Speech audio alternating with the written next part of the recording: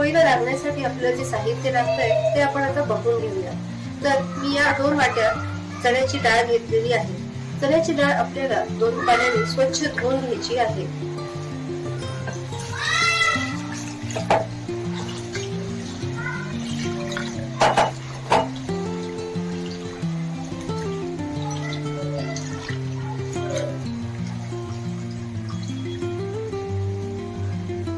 डाळ आपण आता स्वच्छ धुवून घेतली आहे।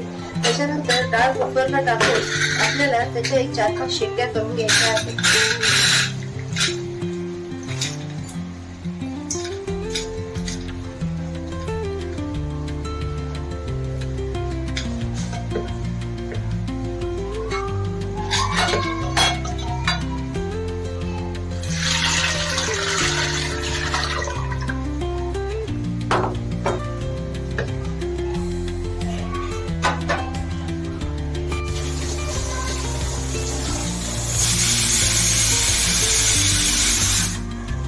कुकर आपलं गार झालेलं आहे।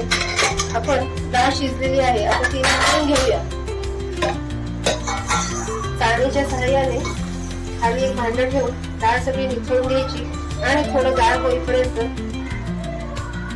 वाट बघायची आहे। अशा प्रकारे पाणी आपल्याला निथळून घ्यायचं आहे। डाळ पूर्णपणे निथळली की आपल्याला पुरणाच्या यंत्राने बारीक वाटून घ्यायचं आहे।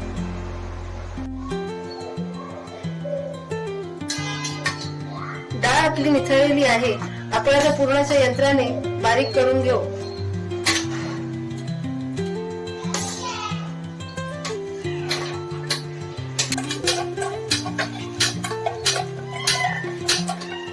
पद्धतीने आपलं पुरण सगळं वाटून झालेलं आहे। आता आपण यामध्ये 1 वाटी साखर आणि 1 वाटी गूळ या प्रमाणात घेऊन पुरण शिजवून घेऊया।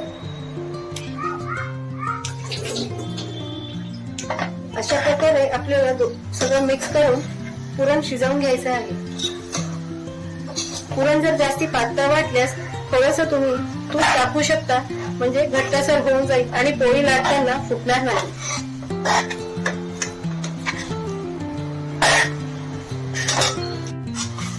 पुरण आपल्याला सारखं हलवत राहायचं आहे, लक्ष द्यायचं आहे की खाली लागणार नाही याकडे। आपलं पुरण शिजलेलं आहे की नाही हे बघण्यासाठी आपण एक छोटासा पुरणाचा गोळा घेऊन गोल उंडा बनवून घ्यायचा आहे। तो झाला याचा अर्थ आपलं पुरण व्यवस्थित शिजलेलं आहे। पुरण आपलं शिजलेलं आहे। आता आपण पाव चमचा वेलची पावडर घालून घेऊया आणि गॅस बंद करायचा आहे। पुरणाच्या पोळीला लागणारं पीठ आपण आता मळून घेऊया।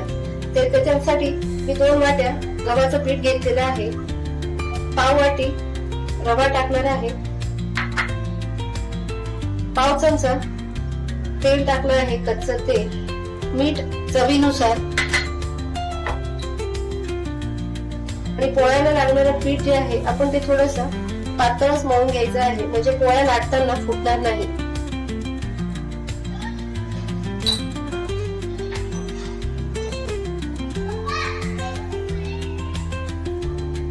रवा टाकल्यामुळे पण पोळ्यांना थोडासा मऊसरपणा येतो।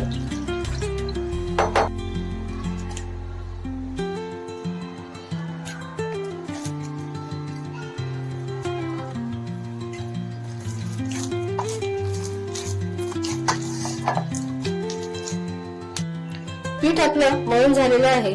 15-20 मिनिटे मुरण्यासाठी आपल्याला ठेवून द्यायचं आहे। आपलं पुरण आता थंड झालेलं आहे आपण आणि पीठही मुरलेलं आहे, तर आपण आता पोळी लाटून घेऊया। पिठाला आता आपण थोडासा तेलाचा हात लावून सारखं करून घेऊया।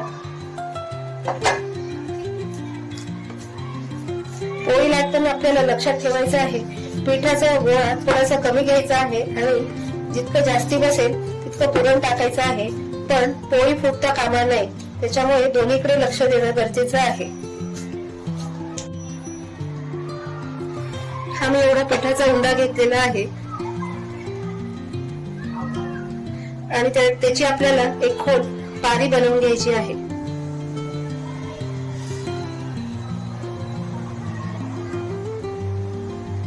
पिठाची पारी बनवून आपल्याला त्याच्यात पुरण टाकायचं आहे.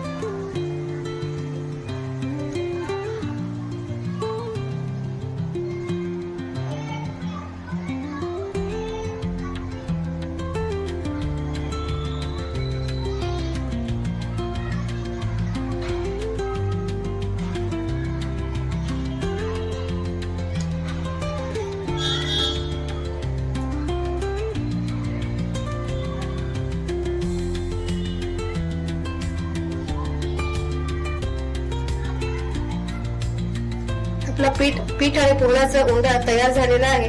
आपण एक पोळी लाटून घेऊया.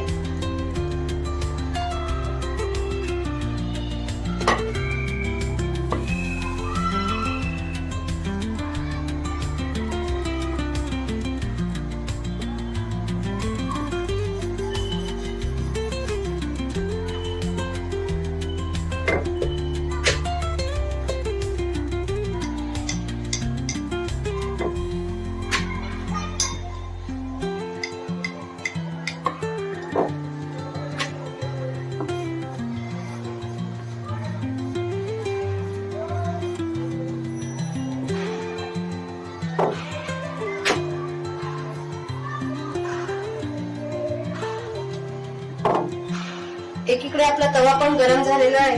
पोळी आपण आता तव्यावर टाकून भाजून घेऊया.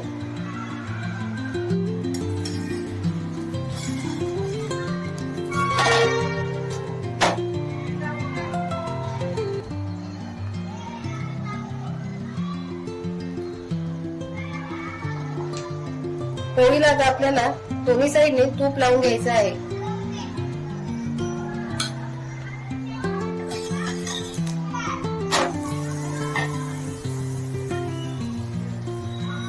तुम्ही बघू शकता आपली पोळी एकदम टम्म फुगलेली आहे.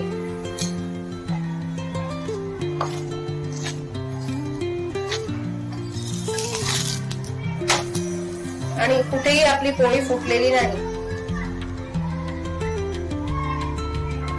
या प्रकारे दोन्ही बाजूनी भाजून झालेली आहे. या प्रकारे सर्व पोळ्या लाटून घ्यायच्या आहेत.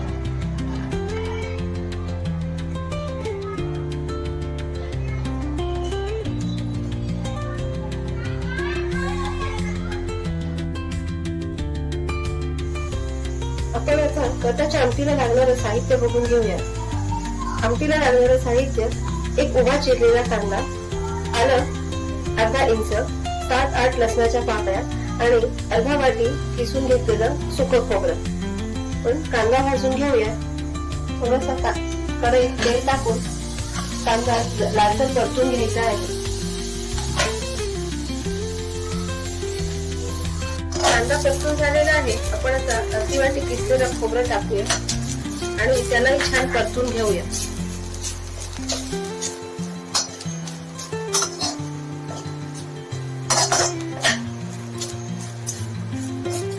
खोबरं लाल झालं की गॅस बंद करायचा आहे आणि गार झालं की मिक्सरच्या भांड्यात वाटून घ्यायचं आहे.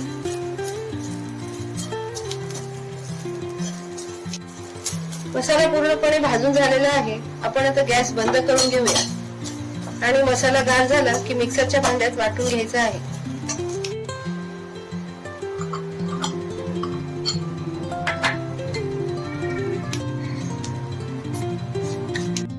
आपला मसाला गार झाला आहे आणि तुम्ही आता मिक्सर मध्ये बारीक वाटून घेतलेला आहे. जेवढं पाणी लागेल तेवढं टाकू. आता आपण कटाची आमटी करूया. त्यासाठी लागणारे साहित्य: 2 चमचे तेल,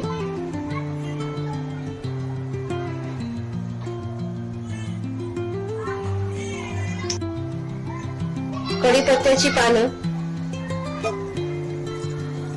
इथे मी बेडगी मिरची आणि कोल्हापुरी मसाला घेतलेला आहे तो टाकूया.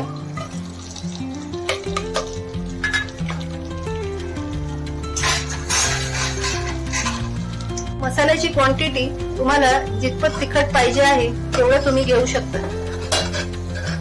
आणि मसाला आपल्याला तेल सुटेपर्यंत चांगला परतवून घ्यायचा आहे.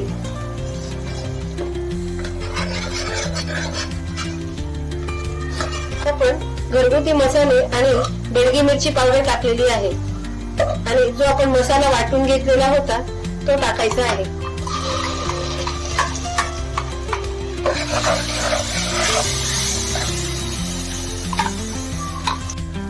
आपला मसाला इथे चांगला परतून झालेला आहे आणि तुम्ही बघू शकता तेल पण साईडने सुटलेलं आहे. तर आता आपण गरम केलेलं पाणी त्याच्यात टाकून घेऊया आणि आमटीला चांगली उकळी येऊ देऊया. गॅसवर मी जे आपण डाळीचं पाणी वितळून घेतलं होतं ते गरम करून घेतलेलं आहे.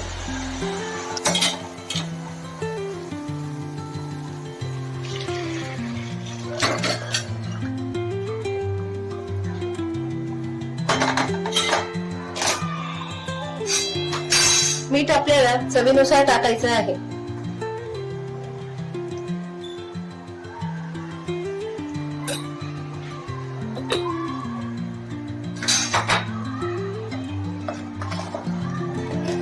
ते आमटीला आता चांगल्या प्रकारे उकळी आलेली आहे. वरून कोथिंबीर टाकून गॅस बंद करायचा आहे.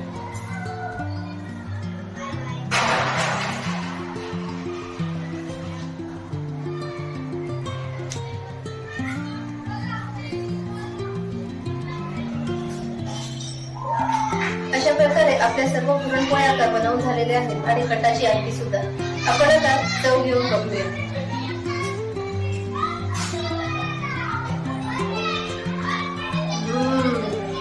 अतिशय सुंदर अशी पुरणपोळी झालेली आहे.